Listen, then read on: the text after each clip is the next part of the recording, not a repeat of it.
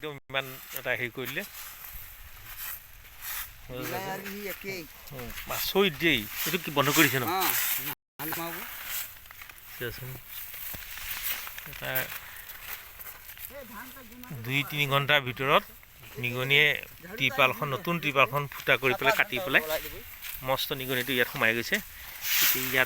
ইয়াক পানী ভৰোৱা হ'ব ইয়াক মানে এতিয়া ত্ৰিপালখন উঠোৱা হ'ব আজি নিগনিটোক মানে পানী চানী দি পেলাই ধৰা হ'ব হা গতিকে সেইটো আমি কাৰণ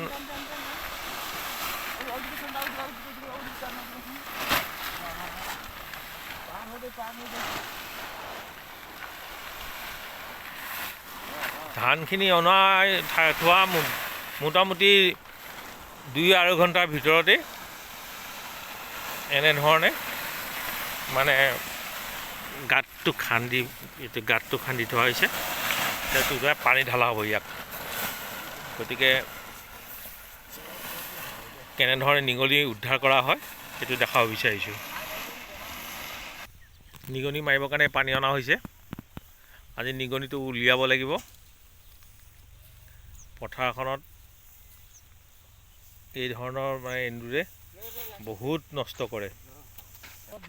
গতিকে এয়া পানী দিয়া হৈছে এতিয়া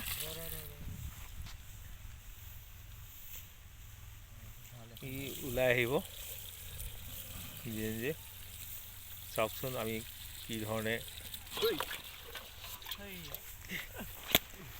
প্ৰকাণ্ড নিটো ই গোটেই ত্ৰিপালখন নষ্ট কৰি দিলে আৰু আমাৰ ককাহঁতৰ খাদ্য মানে এটা খানা ওলাই গ'ল কি ধুনীয়াকৈ ঘপককৈ ধৰি হাতৰে ইও এক মানে কৌশল গতিকে আমি এনেধৰণে এই হেৰিবিলাকে বহুত অনিষ্ট কৰে এই 2-2.5 ঘণ্টাৰ ভিতৰত ত্ৰিপালখন ফুটা কৰি পেলাই নতুন ত্ৰিপাল গতিকে এটা নিগনি ধৰা কৌশল আপোনালোকক দেখালোঁ ভিডিঅ'টো ভাল লাগিলে লাইক কৰিবলৈ নাপাহৰিব